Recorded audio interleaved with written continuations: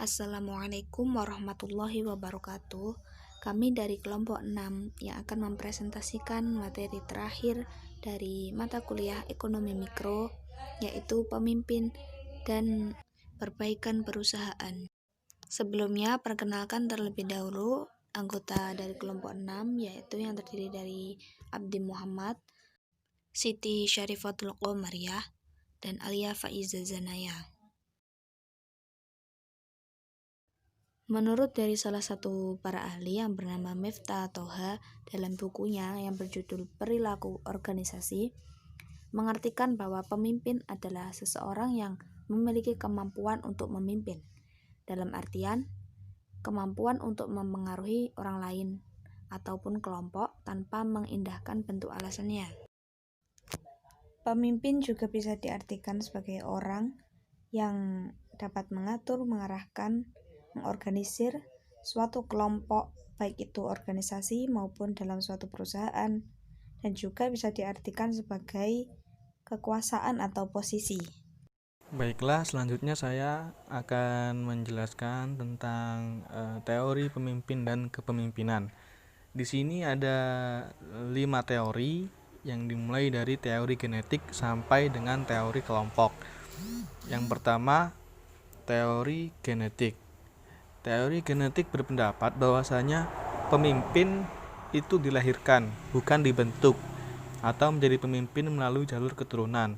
Jadi pemimpin itu memang dari garis keturunannya yang dulunya sebagai pemimpin, maka keturunannya pun akan menjadi seorang pemimpin. Begitu menurut teori genetik.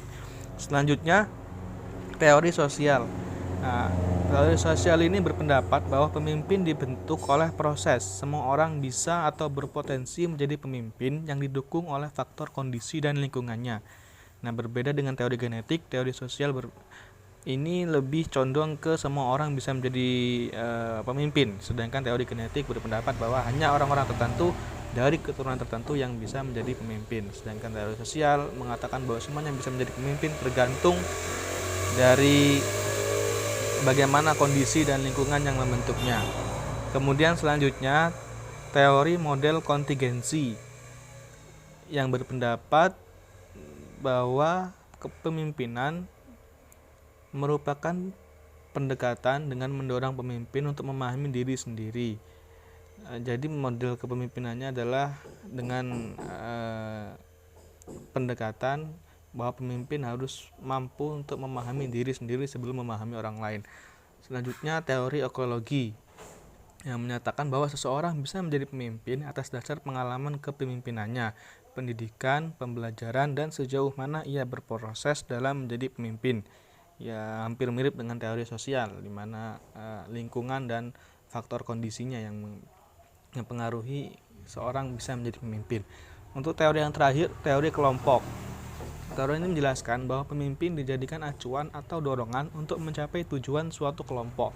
Pemimpin dan anggota saling mempengaruhi. Jadi di sini kelompok itu mempengaruhi seorang pemimpin. Jadi pemimpin menjadi acuan bagi kelompok yang dipimpinnya. Dalam sebuah perusahaan pasti diperlukannya seorang pemimpin. Pemimpin yang baik akan membawa perusahaan menjadi berkualitas. Dalam proses perbaikan perusahaan, adapun peran pemimpin di situ ada 3, yaitu sebagai coach atau untuk meningkatkan kinerja karyawannya. Yang kedua sebagai mentor, dalam artian cenderung mendukung dan berbagi pengalaman atau lebih terbuka kepada setiap anggotanya. Dan yang ketiga sebagai edukator atau guru. Pemimpin menjadi contoh atau contoh baik bagi para karyawannya.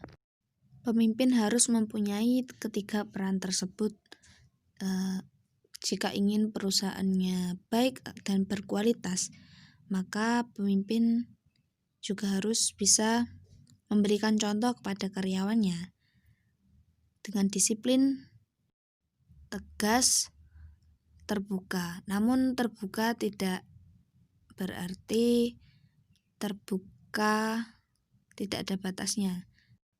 Cukup sekian presentasi video dari kami, kelompok 6. Jika ada kurangnya bisa ditanyakan pada saat sesi tanya jawab nanti. Selebihnya mohon maaf. Terima kasih. Wassalamualaikum warahmatullahi wabarakatuh.